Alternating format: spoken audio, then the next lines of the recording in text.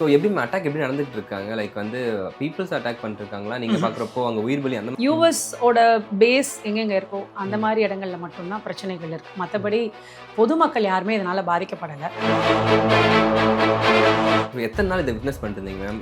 வெடிக்கிறது, போகிறது, அட்டாக்கு பார்த்துட்டு உங்களுக்கு எப்படி இருந்துச்சு? ஃபர்ஸ்ட் டைம் ஒரு மாதிரி இருக்கும், பார்க்க எப்படி ஆயிடுச்சு அது? லைக் உங்கள் மைண்ட் செட் எப்படி மாறி? ஆனால் அந்த ஒரு நிமிஷம் அந்த சத்தம் இருக்கு பார்த்தீங்களா, அந்த வர்ற சத்தம் நம்ம சொல்லுவோம், அந்த எல்லாரும் சொல்றப்ப நம்ம சிரிப்போம், இல்லை அப்படின்ன போது நமக்கு ஒரு சிரிப்பு தான் வரும். ஆனால் ஒரு நிமிஷம் அது உணர்ந்தேன்.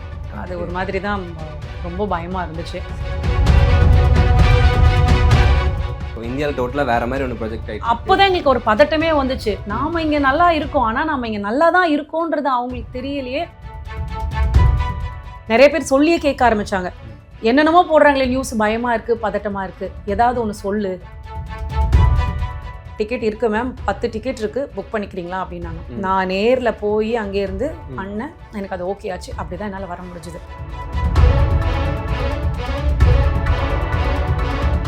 காசை பற்றி பொருட்படுத்தாமல் காசு இருக்குன்றவங்களுக்கு ரொம்ப ஈஸி. 1 லட்சத்துக்கு மேலே போச்சு ஒரு வழிக்கு வருது. வாழ்க்கை வந்து நமக்கு பாடம் சொல்லி கொடுக்கறது வந்து என்னைக்குமே நிறுத்தினது கிடையாது. தெரியுது, நம்ம எதிர்பார்த்திருப்போம் சில பேர், இவங்கெல்லாம் அவ்வளோ க்ளோஸாக நினைச்சிருப்போம், அவங்க நம்மளை பற்றி ஒரு வார்த்தை கூட கேட்க மாட்டோம், நம்ம கவலை இல்லை, ஆனால் ஒன்று உள்ள இருக்கும். கரெக்ட், எதிர்பார்த்திருப்போம். So it's a good thing.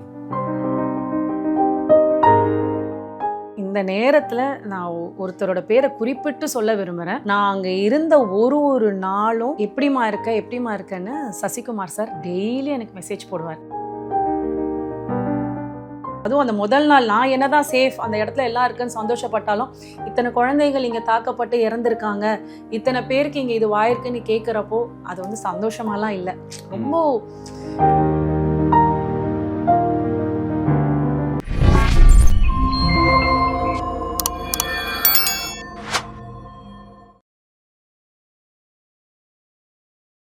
Provoke TV நேயர்கள் அனைவருக்கும் உங்கள் தனுஷின் அன்பான பணிவான வணக்கம். Welcome to our show. இன்னைக்கு என் கூட யார் இருக்காங்கன்னு பார்த்தீங்கன்னா ஆக்டர் சௌந்தர்யா இருக்காங்க. வணக்கம் மேம். வணக்கம்.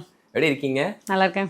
Super ma'am. ரீசெண்டாக வந்து இப்போ வார் போயிட்டு இருக்கு, நமக்கு தெரியும். அது சர்ச் பண்ணிருக்கப்போ உங்கள் சோஷியல் மீடியா பார்த்தா நீங்கள் ஒரு பக்கம் ஒன்று போட்டிருந்தீங்க, போர்க்கண்ட சிங்கம் மாதிரி நீங்கள் ஒரு போரை பார்த்துட்டு வந்திருக்கீங்க. என்ன நடந்துச்சு? நீங்கள் அங்கே போகிறப்போ அந்த இன்சிடென்ட் ஆரம்பிச்சா? ஸோ அதை பற்றி சொல்லுங்கள். இல்லை, நான் போகிறதுக்கு 2 நாளைக்கு அப்புறம் தான் ஆரம்பிச்சது. நான் போனதுக்கப்புறம் 2 நாளைக்கு அப்புறம் தான் ஆரம்பிச்சது. நான் போகிறப்போ அப்படி ஜாலியாக, நமக்கு இதை பற்றி எதுவுமே தெரியாது, சரி நம்ம போகிறோம், நமக்கு மனசு பிடிச்சவர் அங்கே இருக்காரு, அவரை பார்க்க போகிறோன்றதான். இதில் ஒரு முக்கியமான விஷயம் என்னென்னா, நான் வரேன்றது அவருக்குமே தெரியாது. அதுதான் நிஜம். அவரை சர்ப்ரைஸ் பண்றதுக்காக நான் இங்க இருந்து போறேன். இங்க இருந்து நான் போறது அவருக்கு சர்ப்ரைஸா இருக்கணும்ன்றதுக்காக இங்கேயே என்னோட முக்கியமான ஆளுங்களை கிட்ட கூட நான் சொல்லல. கிளம்புறதுக்கு முன்னாடினால என் பசங்க கிட்டயும் என் மாமியார் கிட்டயும் மட்டும் நான் ஊருக்கு போறேன், என் தங்கைக்கு தெரியும். மற்றபடி யாருக்குமே, என் நண்பர்களோ இங்க இருக்கும் யாருக்குமே நான் என்ன டேட் போறேன், நான் எங்க இருக்கேன் யாருக்குமே தெரியாது. சரி, அவருக்கு ஒரு மிகுந்த ஒரு சர்ப்ரைஸா இருக்கணும், பார்த்த உடனே அதிர்ச்சி அடையணும்ன்றதுக்காக நான் போனேன். உண்மையாவே போனப்போ அவரு சந்தோஷமா இருந்தாரு. he was so happy to see me. அதுக்கான அங்க இருக்கிற சில ஃப்ரெண்ட்ஸ் கிட்ட சொல்லி வச்சு அதுக்கான ஏற்பாடுகள்லாம் பண்ணி, அவருக்கு தெரியாம அங்க போய் எப்படி அட்ரஸ் கண்டுபிடிச்ச, நல்லா சர்ப்ரைஸா இருந்து ஒரு 2 நாள் நல்லா போச்சு. பட் அவர் பாட்டு ஆஃபீஸ் போனாங்க வந்தாங்க. அவர் சொன்னாரு, இந்த வீக்கெண்ட் நீ வந்திருக்கனால நான் உன்னை கூட்டிட்டு போறேன் துபாய்க்கு. பிகாஸ் இது வரைக்கும் நானே 2-3 வாட்டி துபாய் போகும்போது சில நேரங்கள் நீ இல்லாமல் பார்க்கக்கூடாது, உன்னோட போகணுன்றதுக்காக நீ வந்த பிறகு போகணும்னு நினச்சிட்டு இருந்தேன். ஸோ நம்ம போகலாம் அப்படின்னு சொல்லிட்டு ஃப்ரைடே நைட் கிளம்பி போனோம். ஸோ சாட்டர்டே ஆரம்பிச்சதுல நாங்கள் ஃப்ரைடே நைட் போனோம். அன்றைக்கி ஒரே ஒரு நாள் டெசர்ட் சஃபாரின்னு ஒரு இடம் மட்டும் பார்த்தோம். சனிக்கிழமை வேலை முடிச்சுட்டு போகலாம், ஒரு 12 o'clock ரூமை விட்டு கிளம்பலாம் அப்படின்ற ஒரு பிளானில் கிளம்பி ஒரு 1 hour ஒரு இடம் ரீச் ஆகி உள்ளே போனோம். அங்கே என் ஃப்ரெண்ட்ஸ் வந்து எங்களை வந்து பிக்கப் பண்ணிக்கிறதா பிளானு. ஒரே கால்ஸ், இதுதான் பிரச்சனை அப்படின்னு சொல்லி. அப்போதான் தெரியும் நான் அங்கே இருக்கேன்றதே இங்கே இருக்கவங்களுக்குலாம். எல்லாரும் மெசேஜ் போடுறாங்க, எப்ப நீ போன சொல்லவே இல்லை, இது என்ன நாங்க பாட்டுக்கு எங்கேயோ நடக்குதுன்னு நினைச்சா இப்ப நீ அங்க இருக்கே, எங்களுக்கு பதட்டமா இருக்கு. ஏன்னா எங்க மாமியார்லாம் லிட்டரலி அழுதுட்டாங்க, இதான் சர்ப்ரைஸா அப்படின்னு சொல்லிட்டு. அவர்லாம் வந்து நீ எனக்கு சர்ப்ரைஸ் பண்ண வரேன்றது இப்போ உனக்கே சர்ப்ரைஸ் ஆயிடுச்சா அப்படின்ற மாதிரி. அன்னைக்கு என்ன பண்ணணும், சரி அன்னைக்கு முதல் நாள் வந்து எல்லாருக்குமே அது ஒரு பதட்டமான நாள் தானே. டிஃப்ரெண்ட், திடீர்னு ஒரு இடத்துல இருக்கோம், சொல்றாங்க இந்த மாதிரி ஒரு இடத்துல, வேற ஒரு இடத்துல யூஏஇல இன்னொரு இடத்துல தாக்கப்பட்டிருக்குன்றாங்க, எதுவும் பிரச்சனை இல்லைன்றனால இப்படி ஒன்று நடக்குது அப்படின்றதே ஒரு மனசுக்கு ஒரு பயம் இருக்கும்ல. ஸோ அவ்வளோதான் நான் நினைச்சேன். ஆனால் நாங்கள் 2 பேரும் ஒரு 2-3 நாள் எல்லாம் சரியாயிடும், ஏதோ நடந்திருக்கு, ஒரு 2-3 நாள் சரியாயிடும் அப்படின்னு நினைச்சோம். ஆகல. நீங்கள் போனீங்க, உங்களுக்கு ஃபர்ஸ்ட் டைமாக இருக்கும், அங்கே இருக்கவங்களுக்கு எல்லாருக்குமே பழகி இருக்கும் இந்த சுச்சுவேஷன்லாம். சோ உங்களுக்கு அது எப்படி இருந்துச்சு ஃபர்ஸ்ட் டைம் இல்ல அங்க இருக்கிறவங்களுக்கே பழகி இருக்கு அப்படின்ற சுச்சுவேஷனே அங்க இருக்கிறவங்களுக்குமே இந்த எனக்கு நான் கரெக்டாக சொல்கிறதா இருந்தால் எனக்கு தெரிஞ்சு கடந்த 40 வருடங்களாகவே எனக்கு தெரிஞ்சு அங்கே வந்து பெரிய போரோ ஏதோ வந்ததே கிடையாது. இந்த மாதிரி நிலை வந்து மேபி உலகம் முழுக்க இந்த கொரோனா போன்ற சம்பவம் நடக்கும் பொழுது எஸ் அவங்களும் அதில் பாதிக்கப்பட்டாங்க. ஆனால் அதுலேயுமே அவங்க வந்து வெரி எஃபெக்டிவாக தான் மீண்டு வந்திருக்காங்கன்றது எல்லாருக்குமே தெரியும்.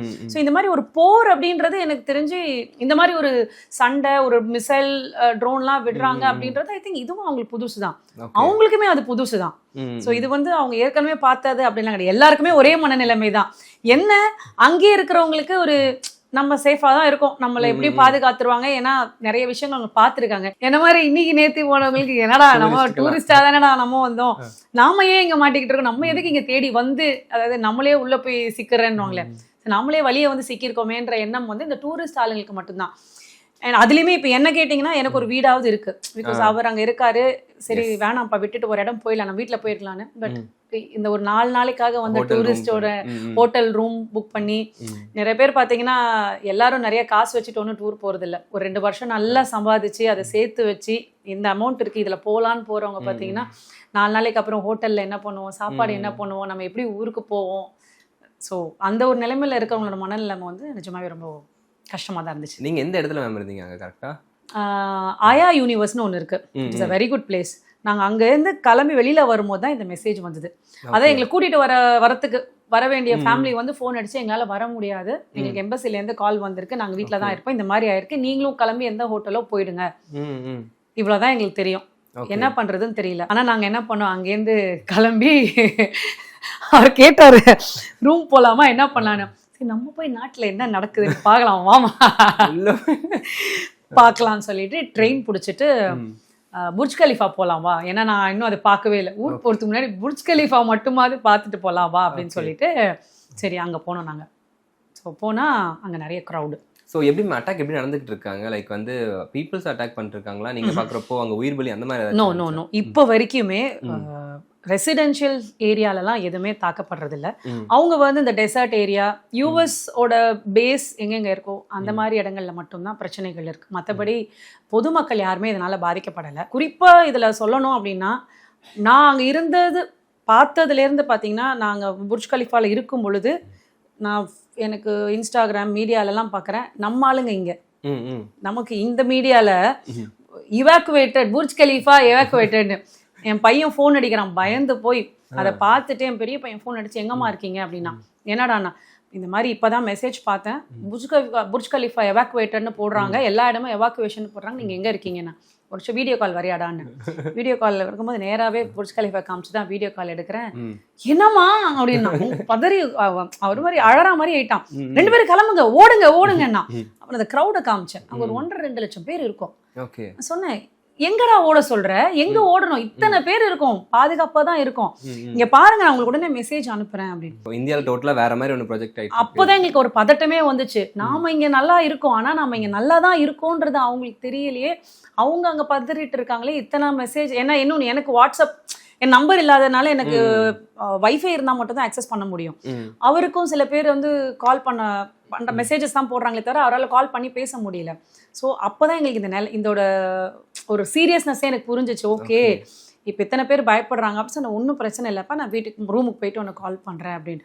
அப்புறம் இன்ஸ்டாகிராம் பார்த்தா எல்லா இடத்துலையும் Burj Khalifa evacuated everywhere it is empty என்னென்னமோ போடுறாங்க. அதாவது மக்களை பதட்டப்படுத்தாமல் எப்படி எங்களை சேஃபாக அவங்கவுங்க ரூமுக்கு போக வைக்கணும் அப்படின்றத தெரிஞ்சுக்கிட்டு அப்படி தான் எங்களை கிளியர் பண்ணாங்களே தவிர, அதாவது இப்போது மொத்தமாக மெட்ரோவில் போகிறோன்னு வச்சுக்கோங்க, மொத்தமாக கூட்டம் இருக்கும் பொழுது அவங்களுக்கு எப்படி சேனலைஸ் பண்ணி வழி கொடுக்கணும்.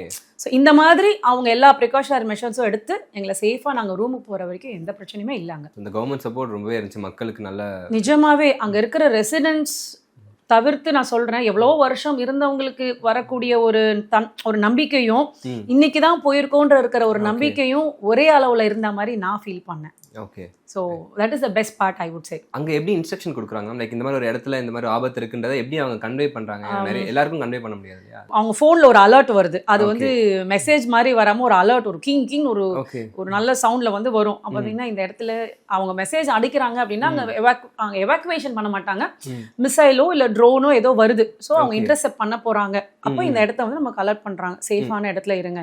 அப்ப நமக்கே தெரியும் இல்லையா, ஒரு வீட்ல ஒரு எந்த மாதிரி ஒரு இடம், அதான் நேரா அந்த தளத்துல போய் நிக்காம ஓப்பன் ஸ்பேஸ்ல போய் நிக்காம, ஸோ அந்த மாதிரி இல்லாம ஒரு இடம் சேஃபா இருப்போம்.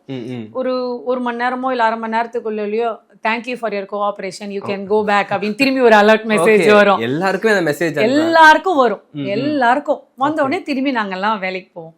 அது ஒரு 2-3 நாளைக்கு அப்புறம் அலர்ட் தானே வந்திருக்கு, சரி ஓகே சரி பண்ணிடுவாங்க அவங்க.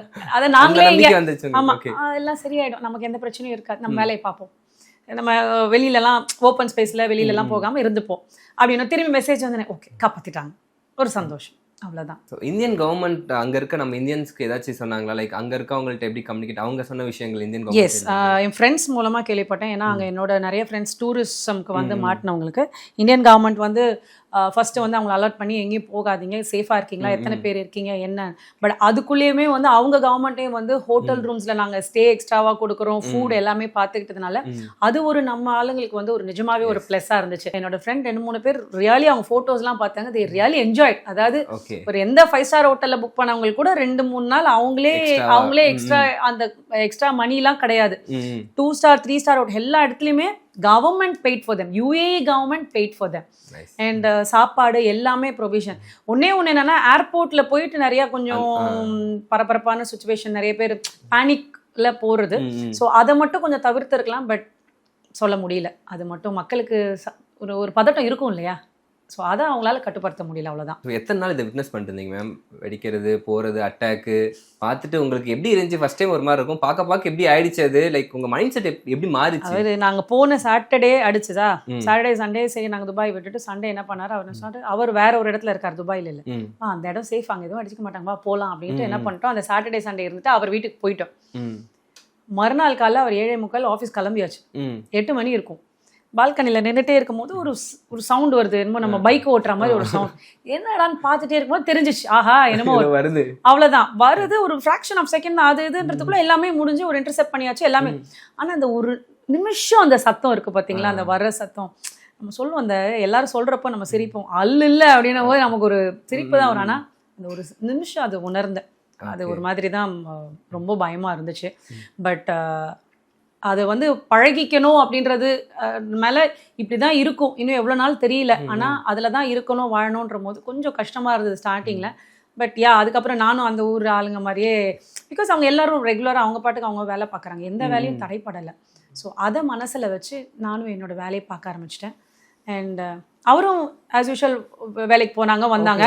ஒரே ஒரு விஷயம் என்னன்னா, எனக்கு அலர்ட் மெசேஜ் வராது, பக்கத்து வீட்டில் தான் வந்து எனக்கு தட்டெல்லாம் ஆரம்பிச்சிட்டாங்க, தட்டி கீழே வாங்க கீழே போகலான்னு.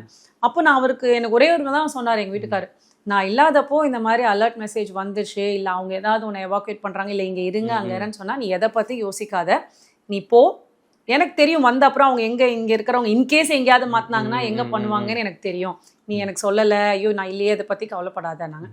பட் அவங்களும் ரொம்ப ஃப்ரெண்ட்லி. நான் யார்கிட்ட ஃபோன் கேட்டு நான் உங்களுக்கு அவருக்கு ஃபோன் பண்ணணும்னா ஃபோன் கொடுப்பாங்க, அவரோட நம்பர் மட்டும் மைண்டில் ஸ்டோர் பண்ணி வச்சுருந்தேன், ஏதாவது இருந்தால் லோக்கலில் ஃபோன் அடிப்பேன், நான் இங்கே இருக்கேன், இன்னும் அடுத்த அலர்ட் மெசேஜ் வந்தால் வீட்டுக்கு போயிடுவேன் அப்படின்னு. ஸோ எல்லாம் ரொம்ப கூலாக ஹேண்டில் பண்ணோம், அவ்வளோதான். அந்த ஒரு நிமிஷம் ஒரு பதட்டம் இருக்கும், அதுக்கப்புறம் நமக்கே ஒரு ஸ்ட்ராங்காக ஒரு சென்ஸ் ஒன்றும் ஆகாது அப்படின்ற ஒரு சூழ்நிலை போயிடுவோம். நீங்கள் எத்தனை நாள் பிளான் பண்ணீங்க, இது எத்தனை நாள் எக்ஸ்டெண்ட் ஆச்சு மேம்? நான் பிளான் பண்ணது 1 வாரம் தான். அந்த வீக்கெண்ட் இருக்கேன், அதுக்கு நெக்ஸ்ட் வீக்கெண்டுக்கு முன்னாடி நான் கிளம்பி வந்துடுறது, இவ்வளோதான். ஏன்னா எனக்கு ப்ராஜெக்ட்ஸ் நிறைய சைன் பண்ணியிருந்தேன், எனக்கு இது வராதனால 2-3 ப்ராஜெக்டே மிஸ் ஆச்சு.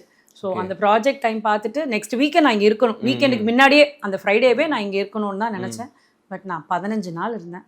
ஸோ நான் நினச்சதுக்கும் மேலே 1 வாரம் ஜாலியாக இருந்தேனா இல்லை நல்லா இருந்தேனா, எப்படி நிறைய பேர் கூட கேட்குறாங்க எப்படி இருந்தது, சேஃபாக இருந்தேன், எந்த கேள்விக்கும் எனக்கு பதில் இல்லை. 1 வாரம் இருந்தேன், அவர் கூட இருந்தார், நல்லா இருந்தது, அவ்வளோதான்.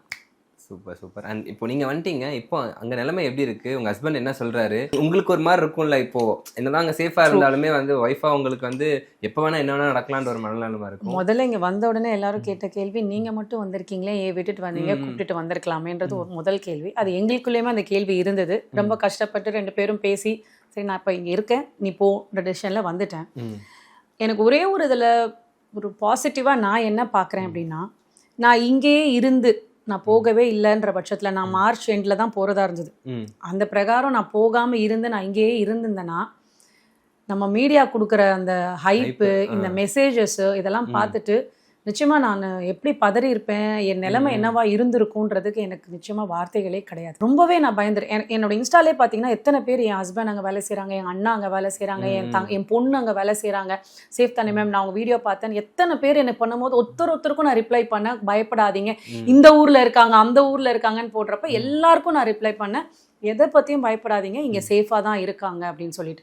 அந்த ஊரில் இருக்கவங்களே நிறைய பேர் வந்து மேம் நீங்கள் எங்கே இருக்கீங்க, நான் வந்து உங்களை நேரில் பார்க்கவா, அப்படிலாம் கூட நிறைய பேர் கேட்டாங்க. ஸோ இங்கே வர்றதுக்கு அப்புறம் எனக்கு அது தாக்கம் என்னவா இருந்துச்சுன்னா, இங்கே வந்ததுக்கு அப்புறம் அதே மாதிரி நிறைய பேர் மெசேஜ் போட்டாங்க இன்ஸ்டால, மேம் இன்னும் அந்த இடத்துல நீங்கள் சொன்ன இடத்துல தான் என் வீட்டில் இருக்காங்க, பிரச்சனை இல்லையே, நீங்களாவது போயிட்டு பார்த்துட்டு வந்துட்டீங்க, நான் போக முடியாது, நான் இங்கே தான் இருக்கேன் அப்படின்னு சொல்கிறப்போ அத்தனை பேருக்கும் அதுதான் நான் சொன்னேன், பயப்படாதீங்க, இப்போதைக்கு பயப்படுற சூழ்நிலை அங்கே இல்லை, அவங்க டேக் கேர் பண்ணுறாங்க, இவ்வளோதான். ஸோ எனக்கு இங்கே வந்த அப்புறம் ஒரு என்னன்னா, இப்போ நான் கொஞ்சம் எனக்கு இந்த விஷயங்கள் முன்னாடியே தெரிஞ்சதுனால நான் கொஞ்சம் ஒன்றும் பிரச்சனை இருக்காது, அவங்க பண்ணிப்பாங்கன்ற ஒரு மனநிலைமையில இருக்கேன். ஆனால் இப்போவும் யோசிச்சு பார்த்தா நான் போகாமல் இருந்து இங்கே இருந்திருந்தேன்னா கண்டிப்பாக வர வச்சிருப்பீங்க, வர எப்படியாச்சு எப்படி வர வச்சிருப்பேன், இல்லை நான் எப்படி, அதான் இங்கே இருக்கிற ஃப்ரெண்ட்ஸ் எல்லாம் சொல்லுவாங்க, நீ விங்ஸ்லையாவது உட்காந்து போயிட்டு இருப்பேன் இத்தனை நேரம், இல்லை விங்ஸ்லாம் உட்காந்து ஒரு கூட்டம் உட்கார வச்சிருப்பேன் அப்படின்வாங்க. அந்த அளவுக்கு ஒரு பேனிக்காக ஆயிட்டு இருப்பேன் நான் டெஃபினெட்லி.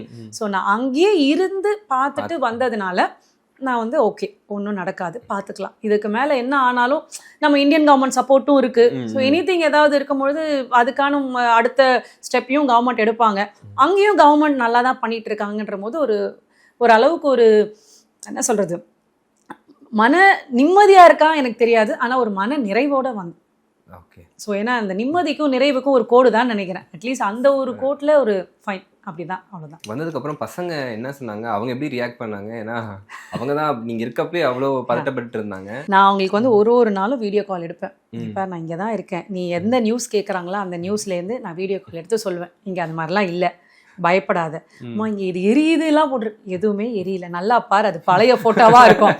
அதுக்கப்புறம் இந்த கோவிட்ல நடந்த மக்கள் இந்த கிராசரிஸ்லாம் இல்லாமல் கஷ்டப்பட்டு, ஆமா அங்கே எதுவுமே கிடைக்கலையாமே அப்படி, இங்கே பார் இப்போ ஒரு இதுலேருந்து போட்டீங்க பார், எல்லாரும் இங்கே ஜாலியாக ஷாப்பிங் பண்ணிட்டு இருக்காங்க, என்னக்கா என்ன வேணும் எல்லாமே இருக்கு, பயப்படாத. ஸோ இதெல்லாம் நான் அங்கேருந்து நிறைய பேர் நான் வீடியோ போடும்போது அப்போவுமே நிறைய எனக்கு மெசேஜஸ், இன்னொன்று நான் வீடியோ போட்டுகிட்டே இருக்கும்போது அங்கே நிறைய பேர் மெசேஜ், மேம் இந்த மெசேஜ்லாம் சொல்லாதீங்க, டெலிட் பண்ணுங்க, ஏன்னா அவங்க வந்து ரொம்ப ஸ்ட்ரிக்ட்டு, நீங்கள் எதாவது போட்டுட்டீங்கன்னா அரெஸ்ட் பண்ணுவாங்க, ஃபைன் இருக்குது, நிறைய இது மாதிரி சொன்னாங்க. ஆனால் என்னோட மெசேஜ் ஒன்றும் யாரோட எந்த ஒரு, நானுமே அதை சொல்லியிருக்கேன், இந்த மிசைலோட ட்ரோனோட இன்டர்செப்டட் ஃபோட்டோஸ் இருந்தனா போடாதீங்கன்றத கவர்மெண்ட் வந்து சொல்லிக்கிட்டே இருக்காங்க. ஏன்னா நிச்சயமா நம்ம அதை போடக்கூடாது, ஏன்னா அது எங்க விழுதுன்றது அவங்களுக்கு தெரிஞ்சிச்சுன்னா திரும்பி அவங்களுக்குமே இருக்கிறவங்களுக்கும் இன்ஃபர்மேஷன் மாதிரி தான், நாமளே இருக்கிற இடத்துல போட்டு கொடுக்குற மாதிரி ஆயிடும். ஸோ நம்ம அதை போட வேண்டாம். ஆனால் இந்த மாதிரி ஒரு இடத்துல நான் சேஃபா இருக்கேன்றதை நான் சொல்லித்தான் ஆகணும். ஏன்னா நான் ஒரு 10 நாள் போயிருக்கேன்ற போது ரெசிடெண்ட்டாக நான் அங்கேயே இருக்க போகிறது இல்லை. ஸோ நான் திரும்பி எப்போ வருவேன், எப்படி வருவேன், இங்கே ஒரு வாரத்துக்கு மேலே நான் இங்கே எதுவுமே ஏற்பாடு பண்ணலை. பிள்ளைங்க வந்து நீங்கள் எப்போ வருவீங்க, அது என் பையனே தான் காய் வாங்குறதுலேருந்து எல்லாமே சமாளித்து பாட்டியும் பார்த்துட்டு தம்பிக்கு எக்ஸாமுக்கு ஸ்கூலுக்கு கொண்டு போய் விடுறது, அவன் வந்து ஒரு அம்மாவாக இங்கே இயங்கிட்டு என் பெரிய பையன் ஒரு வீட்டை பார்த்துக்கிட்டு இருக்கான். அவருமே 12th தானே படிக்கிறார், அவன் காலேஜ் ஃபர்ஸ்ட் இயர். ஸோ சின்னவன் வந்து 12th. ஸோ அவர் வந்து இங்கே எல்லாரோட ரெஸ்பான்சிபிலிட்டி எடுத்துட்டு பார்த்துக்கிட்டு இருக்கான். ஸோ அப்படின்ற போது எதுவும் இங்கே பதறத்துக்கு ஒன்றும் இல்லைப்பா, எல்லாமே ஃபைன் அப்படின்னு சொல்கிறப்போ எனக்கு அதுக்கான ஒரு வீடியோவாக தான் நான் அங்கே போட்டதை பார்த்தேன் நான். ஸோ பதறாதீங்க. இன்னொன்று வீடியோ பார்த்து நிறைய பேர் நாங்கள் எல்லாரும் இருக்கோம், ஹாப்பியாக இருக்கோம், ஒன்றும் பிரச்சனை இல்லை, அங்கே வேலை செய்கிறவங்கள நினச்சி இவங்களும் பதறாமல் அமைதியாக இருக்காங்க அப்படின்றத. ஏன்னா இந்த மீடியா நியூஸஸ் தான் ரொம்பவே திருப்பி சொல்கிறேன், ரொம்பவே பயமாயிடுது எல்லாருக்குமே அதை பார்க்குறப்ப. ஒரு நாள் அதை காமிச்சாருன்னா என் வீட்டுக்காரே பார்த்து நான் 2 பேர் சிரிப்பேன், என்னமா நம்ம ஜாலியாக இங்கே இருக்கோம், அவங்க என்னமோ போடுறாங்களே அப்படின்ற மாதிரி இருக்கும். இந்த வீடியோ போடுற தாட் இப்போ வந்துச்சு, ஏன்னா நீங்கள் போடுறதுனால நிறைய பேர் வந்து யூஸ்ஃபுல்லாக லைக் அங்கே அந்த மாதிரி அவ்வளோ பிரச்சனை எதுவும் இல்லைன்றது தெரிஞ்சுக்கிறாங்க வீடியோ பார்த்து. அந்த புர்ஜ் கலிஃபாலேருந்து ரிட்டர்ன் வந்த அன்னைக்கு தான் முதல் நாளே நான் ஃபர்ஸ்ட் ஒரு வீடியோ போட்டேன். அது ஏன் போட்டேன்னா, அத்தனை கால்ஸ் என்னால் கால்ஸ் அட்டன் பண்ண முடியல, நான் வைஃபைல பார்க்க அத்தனை மெசேஜ், அத்தனை கால்ஸ். அதில் எனக்கு ரொம்ப அதில் எனக்கு சந்தோஷமான விஷயம்னு கூட சொல்லலாம், இன்ஸ்டாகிராமில் என்னை ஃபாலோ பண்ணுறவங்க எத்தனை பேர் கால் பண்ணுறாங்க இன்ஸ்டாகிராமில். நான் எதையும் ஏன்னா ஜென்ரலி நம்ம அதெல்லாம் கால் பண்ணால் அட்டன் பண்ண முடியாது, அனானமஸாக எப்படி அட்டன், அத்தனை பேர் கால் பண்ணுறாங்க, என்னால் எதுவுமே பண்ண முடியல. நான் ஏர்பிளைன் மோடு போயிட்டு எல்லாத்தையுமே எடுத்துட்டேன்.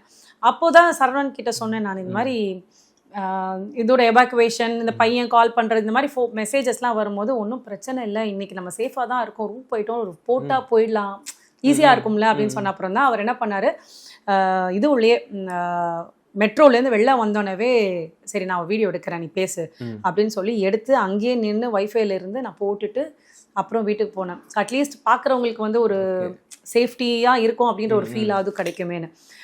அதுக்கப்புறம் என்னன்னா என்னோட ஃபேமிலியில் இந்த குரூப்ஸ் எல்லாம் இருக்கு இல்லையா, அவங்கெல்லாம் வந்துட்டு எல்லாருக்கும் பயப்பட ஆரம்பிச்சிட்டாங்க எல்லாருமே. ஏன்னா ஃபேமிலிலலாம் சொல்லாமல் போனது ஒரு பக்கம், கோவம் எல்லாமே இருந்துச்சு. அண்ட் அப்போ வந்து என்ன பண்ணேன், 3வது நாள் இந்த நான் இருந்த இடத்துல என்னோட 1/2 கிலோமீட்டரில் அதை பார்த்த உடனே ஐ ரியலி தாட் ஓகே இந்த விஷயம் வந்து நான் 3rd ஃப்ளோரில் இருக்கேன், பக்கத்து பில்டிங்கில் கீழே விழுந்திருக்கு, அவ்வளோதான். இன்டர்செப்டட் ஆன அந்த டெப்ரிஸ் வந்து அங்கே விழுந்திருக்கு, அவ்வளோதான். ஸோ இட்ஸ் லைக் அப்போ உடனே கீழே எல்லாரும் அப்போது இருக்கப்போ அந்த அலர்ட் மெசேஜ் வந்து எல்லாரும் கீழே போகிறப்போ நான் ஒரு வீடியோ எடுத்தேன். நான் அதை வந்து ஓகே, ஏன்னா இப்படியும் இதுவும் நியூஸில் வரும். இப்போ அந்த இடம் பேரை சொல்லி வந்தால் இன்னும் பதறுவார் என் பையன், ஃப்ரெண்ட்ஸ் ரிலேஷன்ஸ் எல்லாருமே பதறுவாங்க. அப்போ திரும்பி நான் அதை போட்டேன், இந்த ஏரியாவில் இப்படி நடந்தாலும் ஒன்றும் பிரச்சனை இல்லை, எல்லாமே சேஃப் தான், எல்லாமே வெறும் இன்டர்செப்டதா செயலிழக்க செஞ்ச ட்ரோனோ மிசைலோ தான் தூள்களாக கீழே விழுதே தவிர வேறு எந்த பிரச்சனையும் இல்லை அப்படின்றத ஆணித்தனமாக சொல்கிறதுக்காக தான் அந்த வீடியோஸே போட ஆரம்பித்தேன். நிறைய பேர் சொல்லியே கேட்க ஆரம்பித்தாங்க, என்னென்னமோ போடுறாங்களே நியூஸ், பயமாக இருக்குது, பதட்டமாக இருக்குது, ஏதாவது ஒன்று சொல்லு அப்படின்ற போது எனக்கு தெரிஞ்சதை நான் சொல்கிறதுக்காக தான் இந்த வீடியோ போட ஆரம்பித்தேன். ஆனால் அங்கேருந்து எப்படி மேம் வந்தீங்க? ஏன்னா ஃப்ளைட் தட்டுப்பாடு தான் ரொம்ப இருந்துச்சு, ஷெடியூல் ஆகி ரீஷெடியூல் ஆகி டிக்கெட் புக் பண்ண விஷயங்கள் வந்து மாறிக்கிட்டே இருந்துச்சு. எப்படி கிடச்சி அந்த ப்ராசஸ் சொல்லுங்கள். இந்த டூரிஸ்ட் அந்த டைமில் மாட்டிக்கிட்டு இருந்தப்போ நம்ம பேட்மிண்டன் பிளேயர் அவங்களும் அதே கரெக்டாக அந்த சண்டே தான் என்னமோ வந்து மாட்டிக்கிட்டாங்கன்னு நினைக்கிறேன், அவங்களாலையும் போக முடியல. ஸோ ஃபர்ஸ்ட் ஒரு 2-3 days வந்து ஏர் ஸ்பேஸ் கம்ப்ளீட் க்ளோஸ்டு. நான் திருப்பி எல்லார்ட்ட சொல்லியிருந்தேன், ஏர் ஸ்பேஸ் க்ளோஸ் ஆனது மட்டும்தான் ப்ராப்ளமே, அதுவும் டூரிஸ்ட்டுங்களுக்கு மட்டும்தான் ப்ராப்ளம். ஏன்னா நம்ம as a tourist we need to come back. இப்போ எனக்கு வந்து எனக்கு ஆல்ரெடி நான் பண்ண டேட்ஸ் வந்து நெக்ஸ்ட் ஃப்ரைடே வரைக்கும் இருக்கிறனால அது வரைக்கும் நான் அதை பற்றி யோசிக்கல. ஏன்னா இது சாட்டர்டே தானே, இன்னும் 1 வாரம் இருக்குது, சரியாயிடும்ன்ற இதில் நான் விட்டுட்டேன். ஸோ அப்படி இருக்கும் பொழுது நான் யார்கிட்டையும் கேட்கல. திடீர்னு என்ன ஆயிடுச்சு, ஒரு 4 நாள் கழிச்சு நாங்கள் 9ஆம் தேதி வரைக்கும் க்ளோஸ் பண்ணுறோம் அப்படின்னு சொல்லிட்டு எல்லாம் சொல்லிட்டாங்க. எனக்கு என்ன பண்ணுறதுனே தெரியல. ஸோ ஃபஸ்ட்டு நான் பண்ணது இங்கே இருக்கிற மேனேஜர்ஸ்க்கு ஃபோன் அடித்து என்னால் வர முடியாதுன்ற விஷயத்த சொன்னேன். இதுக்கு இடையில் நம்ம கவர்மெண்ட்டே இந்த எக்ஸ்ட்ரா ஸ்பெஷல் ஃப்ளைட்ஸ், ஏர் இண்டியா இந்த மாதிரி ஃப்ளைட்ஸ் எல்லாம் பண்ணாங்க. ஆனால் தெரியல, அது சூழ்நிலை காரணமாக இல்லை என்னன்னு சொல்ல முடியல. போக வர இருக்கிற சார்ஜை விட ஒன்வேயோட சார்ஜ் வந்து 4 மடங்கு 5 மடங்கு ஜாஸ்தி. ஸோ இப்போ இந்த டூரிஸ்ட்டும் வெளியாகணும், இதனால பிரச்சனையில் வேற இங்கே இருக்கிற ரெசிடென்ட் யாராவது வரணுன்னாலும் வெளியாகணும். ஸோ அதனால தான் நிறைய பிரச்சனைகளே ஏற்பட்டது. காசை பற்றி பொருட்படுத்தாமல் காசு இருக்குன்றவங்களுக்கு ரொம்ப ஈஸி. நிறைய சார்ட்டர்ட் ஃப்ளைட்ஸ்லாமும் இயங்கும் பொழுது அவங்களுக்கு வந்து கிட்டத்தட்ட 2500-3000 திராம் வரைக்கும் போச்சு ஒரு வழி துபாயிலேருந்து இங்கே வரதுக்கு. நம்ம காசு படி ஒரு 80,000 1 லட்சம் வரைக்குமே போச்சு. 1 லட்சத்துக்கு மேலே போச்சு ஒரு வழிக்கு வருது. ஸோ அதில் வந்து ஒரு சில பேர் வந்தாங்க பிஸ்னஸ் கிளாஸ்ல எல்லாம். என்ன யாரால எவ்வளோ பேரால வெளியில வர முடியுமோ அதுல கொஞ்சம் பேர் வந்தாங்க. இப்போ நான் ஏர் அரேபியால போனேன். இப்போ அவங்களாம் என்ன பண்ணாங்கன்னா, இந்த டேட்ஸ்ல நாங்க அதாவது இப்போ ஸ்கெடியூல் டேட்ஸ்ல யாரெல்லாம் வர முடியலையோ நாங்களே கேன்சல் பண்ணதை ஒன்று நீங்க கேன்சல் பண்ணீங்கன்னா உங்களுக்கு ஃபுல் ரீஃபண்ட் கிடைக்கும், இல்லைன்னா ரீஸ்கெடியூல் பண்ணிக்கலாம் அப்படின்ற மாதிரி இருந்துச்சு. என் ஹஸ்பண்டே ஃபர்ஸ்ட் ஒரு 3-4 நாள் பதட்டத்துல கேட்டாங்க, நான் வேணா முன்னாடி நாள் இந்த மாதிரி வர்றதுல வேணா அனுப்பிச்சு விட்டேன். நான் என்ன யோசிச்சேன், சரி 9ஆம் தேதி வரைக்கும் இருக்குல்ல பார்க்கலாம் அப்படின்னு சொன்னோடனே சரி வெயிட் பண்ணாரு. அப்போ ஃபர்ஸ்ட் 9ஆம் தேதி கேன்சல் ஆச்சு. உடனே கேட்டார் 9ஆம் தேதி கேன்சல், என்ன பண்ண போறேன்னாரு. சரி அதான் 10ஆம் தேதி இருக்குல்ல அப்படின்னு. 9ஆம் தேதி 7ஆம் தேதி ஃபர்ஸ்ட் 7ஆம் தேதி இருந்தது, 7ஆம் தேதி இருக்குல்ல அப்படின்னு 7ஆம் தேதி கேன்சல், என்ன பண்ண போறேன். ஆனால் அடுத்த நாள் இருக்குல்ல, அடுத்துக்கு ரீஸ்கெடியூல் பண்ணிக்கிறேன். அவன் அதுக்குள்ள என்ன போட்டான், 9ஆம் தேதி வரைக்கும் க்ளோஸ்ன்னு போட்டான். அவங்களுக்கு ஃபோன் அடிச்சு கேட்டேன், மேம் 9ஆம் தேதி ஃபுல்லு மேம், ஓப்பன் பண்ற அன்னைக்கு ஃபுல், அதுவும் உங்களுக்கு கேன்சல் தான் அப்படின்ட்டான். அப்போ அதுக்கு முன்னாடி இருக்கிற ஃப்ளைட் போடலாமா எனக்கு ஒரு டவுட்டா இருந்துச்சு. ஏன்னா இவ்வளோ பைசா கொடுத்து இப்போ வரணும்னாலும் சேஃப்டியா, ஏன்னா மேலே ஏதாவதுன்னா என்ன பிரச்சனை ஆகுதுன்னு. ஒரு சில ஃப்ளைட்டுக்கு அவங்களோட ஜெட் ஃப்ளைட் வந்து கூடவே அவங்களோட ஸ்பேஸ் தாண்டுற வரைக்கும் நமக்கு பாதுகாப்பு கொடுத்து அந்த இதை மாத்தினாங்க, அந்த துபாய் யுஏஇயோட defence type. So it was really good. அது கேட்குறப்போ சரணா என்ன சொன்னாங்க, இப்போ இந்த மாதிரி ஒரு பாதுகாப்பு கொடுத்து ஏர் ஸ்பேஸ்ல வெளில அனுப்புறாங்கம்மா, இப்போ நான் புக் பண்ணவா அப்படின்னு கேட்டாங்க. நான் கேட்டேன், இதை திரும்பி நான் இன்னொரு 3ஆவது ரீஸ்கெடியூல் பண்ணி பார்க்கட்டுமான்னு. ஆனா எந்த ரீஸ்கெடியூலுக்கும் காசு வாங்கல, எக்ஸ்ட்ரா காசு கிடையாது. நீங்க கேன்சல் பண்ணாலும் பிரச்சனை இல்லை, ரீஸ்கெடியூல் பண்ணாலும் நீங்க புதுசா ஒரு டிக்கெட் போடணும் அப்படின்ற போது தான் உங்களுக்கு வந்து ஹை அமௌண்ட். ஸோ நான் உடனே என்ன பண்ணேன், எனக்கு புதன்கிழமை நைட், அதாவது 11th நைட்டுக்கு ஒரு டிக்கெட் கம்ஃபர்டபுளாக இருந்துச்சு. டிக்கெட் இருக்கு மேம், 10 டிக்கெட் இருக்கு, புக் பண்ணிக்கிறீங்களா அப்படின்னாங்க. நான் நேர்ல போய் அங்கேருந்து பண்ணேன், எனக்கு அது ஓகே ஆச்சு. அப்படிதான் என்னால் வர முடிஞ்சுது. ஆனால் நான் வந்ததுக்கு அப்புறம் ஐ திங்க் அந்த 11, 12 அந்த டைம்குள்ளே எல்லா டூரிஸ்ட் இந்த ரீஸ்கெடியூல் ஆனவங்க எல்லாரும் எப்படியே வந்தாச்சு. ஐ திங்க் இப்போ இந்த 2 நாளாகவே நேற்றிலேருந்து துபாய் ஏர் ஸ்பேஸ் ஃபுல்லாக க்ளோஸ் தான். எமிரேட்ஸ் வந்து காலவரையற்றன்னு சொல்லியிருக்காங்க. அதாவது இத்தனை நாள் வந்து 7th வரைக்கும் க்ளோஸ் பண்ணுறோம், 9th வரைக்கும் க்ளோஸ் பண்ணுறோம், இப்படி ஒரு டேட்ஸ் இருந்தது. இப்போ 2-3 ஏர்லைன்ஸ் என்ன சொல்லியிருக்காங்க, வி ஆர் இன் டிஸ்கஷன், என்னன்னு பார்த்துட்டு தான் சொல்ல முடியும், அது வரைக்கும் காலவரையற்று மூடப்படணும்னு தான் போட்டிருக்காங்க. ஸோ தெரியல அதை எப்போ ஓப்பன் பண்ணுவாங்கன்னு. ஸோ நீங்கள் அங்கே இருக்கப்போ இங்கே நீங்கள் நம்ம ஃபீல்டில் இருக்கனால செலிபிரிட்டிஸ் ஆகட்டும், உங்கள் கோஸ்டார்ஸ் ஆகட்டும், அவங்க கேட்ட விஷயங்கள் ஏதாச்சும் அந்த மாதிரி யாராச்சும் இந்த விஷயத்தில் வந்து நான் இந்த நேரத்தில் நான் ஒருத்தரோட பேரை குறிப்பிட்டு சொல்ல விரும்புகிறேன். நான் அங்கே இருந்த ஒரு நாளும் எப்படிமா இருக்கேன்னு சசிகுமார் சார் டெய்லி எனக்கு மெசேஜ் போடுவார். இன்றைக்கி என்ன நிலவரம், எங்கே இருக்கீங்க, என்னாச்சு, இன்றைக்கி எங்கே இருக்கீங்க, என்னாச்சு, இன்னைக்கு வீட்டுக்கு வந்துட்டீங்களா, ஒன்றும் பிரச்சனை இல்லையா. நான் வந்ததுக்கு அப்புறமும் அங்கேருந்து வந்ததுக்கு அப்புறமா நான் அவர் கால் பண்ண ட்ரை பண்ணேன், அவர் ஷூட்டில் இருந்தால் எடுக்கலை. அப்புறம் அன்றைக்கி நைட் கால் பண்ணி கிட்டத்தட்ட 20 நிமிஷம், என்னம்மா நல்லபடியாக போயிட்டு வந்தீங்களா, கவலைப்படாதீங்க, படங்கள் பற்றி கவலைப்படாதீங்க, அது பார்த்துக்கலாம், பட் எல்லாரும் ஃபைனுன்னு கேட்குறதா எனக்கு ஹாப்பியாக இருந்துச்சு. ஏன்னா நான் போனதுக்கு 1 வாரத்துக்கு முன்னாடி சசிகுமார் சார் அங்கே போயிருந்தார். ஓகே, கரெக்டாக ஒரு இது ஆகிறதுக்கு ஒரு 6 நாளைக்கு முன்னாடி தான் அவர் ரிட்டர்ன் வந்திருக்காரு.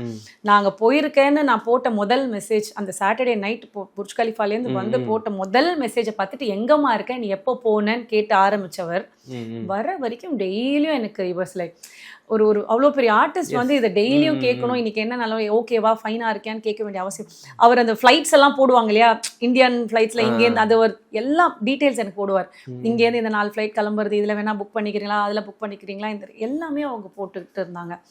இது எனக்கு மட்டும் நிச்சயமா இல்லை, நிச்சயமா அவர் தெரிஞ்ச யாரெல்லாம் அங்கே இருந்தாரு எல்லாருக்குமே அவர் வந்து இவ்வளோ கன்சர்னாக கேட்பார், நிச்சயமா கேட்கக்கூடிய ஆள் அவர்.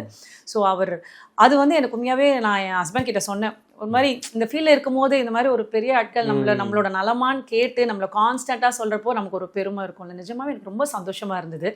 ஏன்னா இதுலேயே நான் ரொம்ப ஃப்ரெண்டான்னு நினச்சிருந்த நிறைய பேர் கூட நான் இன்னைக்கு வரைக்கும் கூட என்னை எதுவுமே கேட்டது கிடையாது. ஆனால் அப்படி ஒரு சூழலில் ஒரு நாளும் என்னை கேட்டார். So it is really good thing happen. அதாவது ஒரு வகையில் நான் சொல்லணும்னா இது எனக்கு ஒரு படிப்பினைன்னு கூட சொல்லலாம். மக்களை காட்டி கொடுக்குற ஒரு தருணமாக கூட எனக்கு இது இருந்தது. அது ஃபேமிலியாக இருக்கட்டும், ஃப்ரெண்ட்ஸாக இருக்கட்டும், யாராக இருக்கட்டும். இந்த சூழ்நிலை வந்து நம்ம சொல்லுவோம் இல்லையா, நமக்கு வரக்கூடிய ஒரு சூழ்நிலை பாடங்கள்லாம் அமையும்னு சொல்லுவாங்க. நான் எனக்கு இதுல நிறைய பாடங்கள் இருக்கு. நம்ம க்ளோஸ்டா பழகுன அத்தனை பேர் வந்து நம்ம கேட்க விட்டாங்க. இது கேட்கலன்ற எனக்கு ஒரு கவலையெல்லாம் இல்லை, எல்லாரும் கேட்கணுன்ற அவசியமும் இல்லை. சில பேர் வந்து இருப்பாங்க, இந்த பொண்ணு தானே எங்க சமாளிச்சுக்கோன்ற எண்ணத்துல இருக்கிறவங்களும் இருப்பாங்க. ஆனா அதை தாண்டி இப்போ என்னோட ஃப்ரெண்டு என் பையன் ஒரு நாள் ஃபோன் அடிச்சு, அம்மா காலையிலேருந்து என் ஃப்ரெண்ட் யாமினின்னு ஒருத்தர் எனக்கு அங்கே மெசேஜ் போடுறா, அவள் கொளத்தூர்ல இருக்கா, நான் இப்போ வீட்டுக்கு போறேன், பிள்ளைங்களை பார்க்க போறேங்கிறான். பிகாஸ் லைக் எல்லாரும் என்னோட க்ளோஸ் ஃப்ரெண்ட்ஸ் ஒரு 2-3 பேர் வந்து ஒரு பதட்டம் ஆயிட்டாங்க. யாருக்கு என்ன வேணும்னு சொல்லு, மாமியார் இருக்காங்களா, உடம்பு சரியில்லையா, என்ன வேணும்னு சொல்லி. இங்கே சொசைட்டில இருக்கவங்களே பிள்ளைங்க ஏதாவது கஷ்டப்படுறாங்களா, நீ அங்கேருந்து ஜிபே பண்ண முடியல, எதுவாக இருந்தாலும் என்ன கேட்க சொல், நான் இன்னைக்கு சமையல் பண்ணியிருக்கேன், நான் இதை கொடுக்குறேன், நான் அதை பண்றேன். ஸோ இந்த மாதிரி ஒரு சில சொந்தங்கள் நண்பர்கள் வந்து அவங்களோட அந்த கேர் வந்து நிஜமாவே, அதான் சொல்றேனே, இவங்க யாரு அப்படின்றத எனக்கு புரியறதுக்கு இது ஒரு நல்ல வாய்ப்பா இருந்துச்சு. என் பையன் ஒரு நாள் ஃபோன் அடிச்சு சொல்றான், அவங்க ஃபோன் அடிச்சு கேட்குறாங்க, 4-5 பேர் கேட்டுட்டாங்க, நானும் யோசிக்கிறேன், பேசாம எல்லாருக்கிட்டையும் கேட்டு காசு வாங்கி போட்டுக்குவா அப்படிங்கிறான். அவரே வந்து என்னம்மா இவ்வளோ பேர் பண்றாங்கம்மா அப்படின்னு.